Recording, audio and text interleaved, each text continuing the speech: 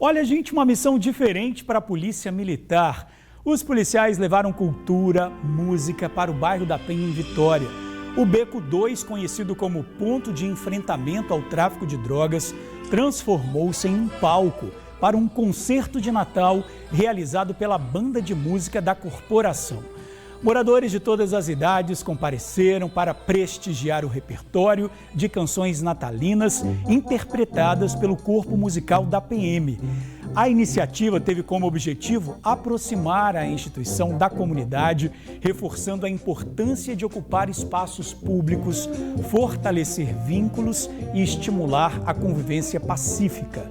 O concerto de Natal reforçou a valorização dos espaços comunitários e contribui para estreitar ainda mais a integração entre a Polícia Militar e os moradores do bairro da Penha.